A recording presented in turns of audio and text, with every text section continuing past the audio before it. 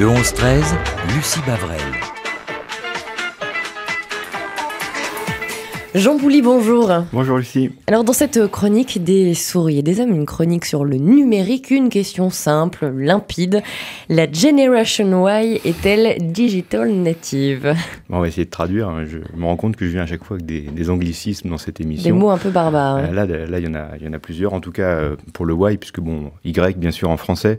C'est vrai que c'est deux néologismes que je vais essayer un petit peu de rapprocher dans cette chronique parce que je me suis rendu compte d'abord que c'était à peu près les mêmes générations et surtout que le point commun, et c'est ça qui m'intéresse, c'est justement l'utilisation massive du numérique par cette génération Y. Et donc les digital natives, c'est ceux qui sont nés avec le numérique. On va, pour bien comprendre, on va regarder qui fait partie de cette génération Y et qui sont les digital natives. Alors c'est un petit peu flou. Il y a donc celui qui a utilisé pour la première fois l'expression digital native, Mark Prensky. Lui dit c'est les natifs du digital. Alors le digital, là aussi, quand est-ce que c'est né, on ne sait pas trop. En tout cas, la génération Y, elle est située pour ceux qui sont nés entre en gros 80 et 89. Mais on ne sait toujours pas pourquoi on les appelle les Y. Alors il y en a qui disent que c'est en référence aux baladeurs, les fils du baladeur de l'iPod qui sont toujours qui forment un Y autour du cou. Des jeunes. Et puis, il y en a d'autres qui disent que c'est en fait le Y en anglais qui donne Y, c'est la Generation Y, donc la génération qui se pose des questions, qui se dit pourquoi, qui essaie de donner du sens à sa vie. Et comment on pourrait définir cette génération ? Alors, c'est assez drôle parce qu'il y a à la fois beaucoup de compliments et de critiques qui sont faits en même temps, notamment par ses aînés, qui la disent ambitieuse, créative, agile, touche à tout, multitâche, qui aime justement donner du sens à ce qu'elle fait, qui privilégie la qualité de vie, les relations sociales. Et en même temps, elle est perçue, j'allais dire, comme très rétive, notamment à la hiérarchie, à l'ordre, donc assez désorganisée, pas sérieuse, individualiste même, superficielle, ne sachant ni lire, ni écrire, enfin j'allais dire pas s'exprimer en tout cas correctement et pas écrire sans faute d'orthographe. Un petit peu le revers de la médaille de ses qualités en quelque sorte. Et alors moi je dirais, parce que j'aime bien ce parallèle, vous savez, Apple... met des i devant toutes ces innovations, iPhone, iMac, iMovie, iPod. Et moi, je mettrais bien 4 i pour définir cette génération. C'est d'abord celle de l'interconnexion permanente. On en a parlé un petit peu avec les addictions d'Internet. Cette génération est tout le temps connectée. Elle est aussi très inventive. Elle est, c'est vrai, un petit peu individualiste et surtout très impatiente. Et ce qui ressort, moi je trouve, et c'est ça qui m'a intéressé, c'est que finalement on se rend compte que les technologies, notamment chez les digital natives, sont très présentes, comme si elles modelaient un petit peu leur pratique. Comme si le numérique avait vraiment modelé la nouvelle génération. Exactement. Et d'ailleurs, si on regarde en fait les chiffres de l'utilisation, je veux dire en termes même horaires, on peut effectivement voir un lien de causalité. Ça serait rien de très surprenant. Moi, je me suis un petit peu rendu compte de ça. Moi, je suis pas un natif de l'Internet.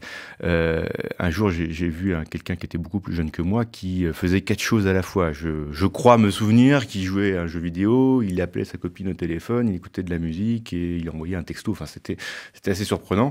Et je me suis rendu compte effectivement qu'il y avait un lien entre notamment la notion informatique de multitâche, qui est très structurante, et la capacité de ces digital natives d'agir en multitâche. Et je me suis dit, mais si je tire un peu le fil de cette réflexion, je vais regarder les caractéristiques principales du numérique.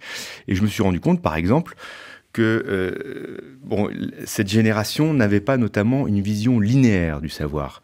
Et je me suis dit que peut-être que son approche du savoir avait été beaucoup modelée par la navigation hypertexte, qui est, j'allais dire, une des caractéristiques fondamentales de l'Internet, de passer d'une page à une autre, mais pas de façon linéaire. Et puis, par exemple, et ça c'est peut-être lié à son refus un petit peu systématique de la hiérarchie, l'Internet est un monde totalement horizontal, où on sort des hiérarchies verticales. Et quelque part, on est aussi dans des systèmes ouverts, collaboratifs. Et cette génération, j'allais dire, refuse pas la hiérarchie pour la hiérarchie, mais elle base plutôt la reconnaissance d'une compétence et non pas d'une fonction ou d'un ordre hiérarchique. Enfin, et on en a parlé la dernière fois, cette notion de la patience est également à mettre en parallèle avec justement cette distorsion du temps qui est générée par l'Internet et ces technologies, avec une génération qui veut un peu tout de suite et qui réagit à la vitesse de Twitter, des réseaux sociaux. Et puis, voilà, dans leur mode d'apprentissage, on est vraiment dans le bricolage, le copier-coller, le remixage, un mode de mémorisation très visuel, par exemple, multimédia. Ils adorent les infographies, ils ont un sens de la communication virale, le buzz.